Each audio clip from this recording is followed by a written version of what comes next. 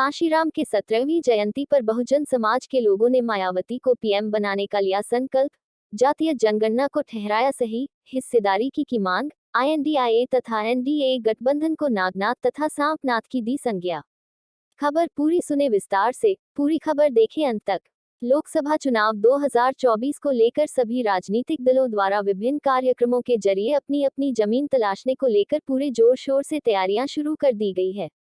इसी कड़ी में आज बक्सर के किला मैदान में बहुजन समाज पार्टी के नायक कांशीराम के परिनिर्वाण दिवस पर श्रद्धांजलि सभा का आयोजन किया गया, जिसमें बिहार प्रदेश प्रभारी अनिल कुमार ने शिरकत करते हुए सैकड़ों कार्यकर्ताओं के साथ उन्हें भावभीनी श्रद्धांजलि अर्पित करते हुए किला मैदान में जुटे हजारों की संख्या में बहुजन कार्यकर्ताओं को संबोधित किया।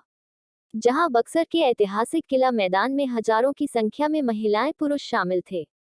अपने संबोधन के जरिए उन्होंने कहा कि बहुजन समाज के नायक कांशीराम के अधूरे सपने को पूरा करने का एक ही रास्ता है, और वो यह है कि बहन मायावती को प्रधानमंत्री की कुर्सी तक पहुंचाया जाए। उन्होंने सभा में मौजूद हजारों कार्यकर्ताओं के साथ संकल्प किया कि हम बहुजन समाज के लोग आगे बढ़कर बहन मायावती को प्रधानमंत्री बनाने का कार्य करेंगे, क्योंकि कांशीराम जी ने कहा था कि हम बहुजनों को सम्मान और बाबा साहब का संविधान पूरी तरह से तब तक लागू नहीं होगा जब तक कि हमें राजनीतिक ताकत नहीं मिलेगी, और ये ताकत हमें बहन मायावती को पीएम कुर्सी तक पहुंचाने के बाद ही मिलेगी। वहीं उन्होंने INDIA तथा NDA गठबंधन को नागनाथ तथा सांपनाथ की संज्ञा देते हुए उनके ऊपर भी तंज कसा और कहा कि इन दोनों की सरकार में बहुजन समाज के लोगों को दबाने, डराने और धमकाने का कार्य किया गया है। साथ ही उन्होंने जातीय जनगणना को लेकर भी जिसकी जितनी भागीदारी उसकी उतनी हिस्सेदारी की बात की। उन्होंने मीडिया से मुखातिब होते हुए क्या कहा, आप ध्यान से सुने और खबर को अंत तक देखें।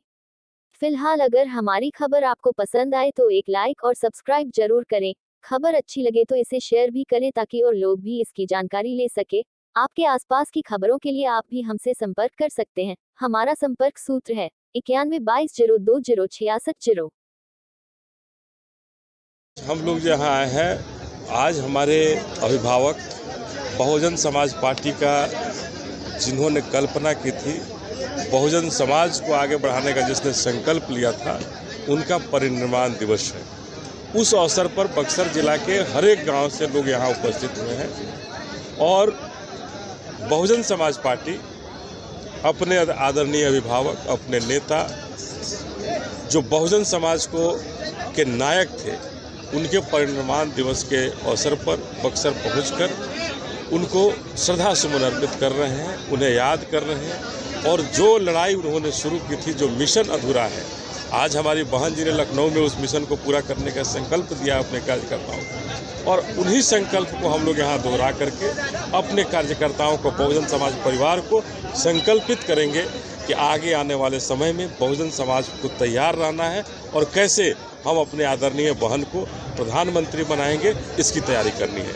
चूँकि मान्यवर कांशीराम साहब का जो मिशन था, उन्होंने कहा था कि जब तक राजनीतिक ताकत हमें नहीं मिलेगी, बहुजन समाज का कल्याण नहीं हो सकता है, और बाबा साहब का संविधान तब तक लागू नहीं हो सकता है जब तक बहुजनों के हाथ में, और हमारी आदरणीय बहना जब तक हमारी दिल्ली की कुर्सी पर नहीं बैठती है, तब तक वहाँ संविधान अक्षरशः देश में लागू नहीं हो सकता है।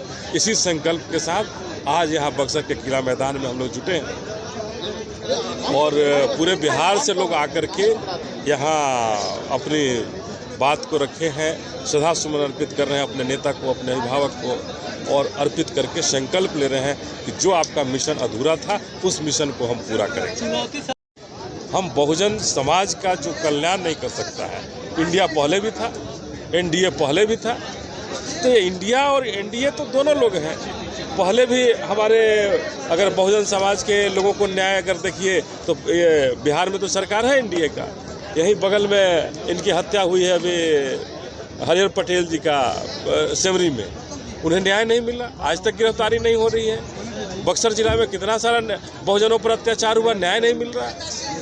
तो सैकड़ों ऐसे उदाहरण हैं, चाहे NDA की सरकार हो, चाहे इंडिया की सरकार हो, इन्होंने लोगों को दबाने का काम किया है, बहुजन समाज को धमकाने का काम किया है और धमका करके अपना वोट लेने का काम किया है। बहुजन समाज जग गया है और अपने बहुजन समाज पार्टी के साथ खड़ा हुआ है। अपने आदरणीय बहना को दिल्ली की कुर्सी पर बैठाने के लिए सब एकजुट हुआ है एनडीए और इंडिया पार्टियों का गठबंधन हो सकता है। ये सांपनाथ और नागनाथ है। इनसे दूरी बना करके बहुजन समाज पार्टी अपने बहुजन समाज का कल्याण करने के लिए आगे बढ़ी है और मुझे पूरा भरोसा है कि जिस तरह से बहन जी ने जो नेतृत्व दिया है और जो आगे बढ़ी है, निश्चित रूप से दिल्ली की कुर्सी पर अगली बार वही बैठेंगे। सर, जातीय जनगणना को लेकर के जिस तरह से जो आंकड़े आए हैं, इसको कई तरह के विरोध होना चाहिए था, बिहार में हुआ है, ये देश के स्तर पर होना चाहिए। बहुजन समाज पार्टी, हम अपने माननीय काशीराम साहब ने भी इसे कहा था कि जिसकी जितनी संख्या हो उसकी उतनी हिस्सेदारी होनी चाहिए। अब जब जातीय जनगणना हुआ है, हमारी गणना हुई है, तो हमारी हिस्सेदारी हमें मिलना चाहिए। बहुजन समाज को हमारी हिस्सेदारी उसमें मिलनी चाहिए, चाहे सत्ता में हो, नौकरियों में हो। नौकरियों अगर किसी सामंतवाद और मनुवाद का भेंट चल रहा है, वहाँ रोकना होगा। आज विधानसभा में देखें तो किसी खास जाति विशेष के लोग पहुँच गए हैं, बहुजन समाज वहाँ नहीं पहुँच पा रहा है, संसद नहीं बन पा रहे हैं। तो ये निश्चित रूप से हमें वहाँ पहुँचने का रास्ता इसमें खोलना होगा और जो जातीय जनगणना हुआ है उसमें हमें अधिकार मिलना चाहिए। एक आखिरी सवाल, देखिए, बदलाव निश्चित रूप से होगा और 5 जगह जो चुनाव हो रहा है, बहुजन समाज पार्टी भी मजबूती से वहाँ दमखम के साथ उतरा है और निश्चित रूप से बहुजन समाज पार्टी एक भारत में एक स्थान स्थापित करेगा और देश के स्तर पर प्रधानमंत्री के लिए अपने रास्ता को प्रशस्त करेगा।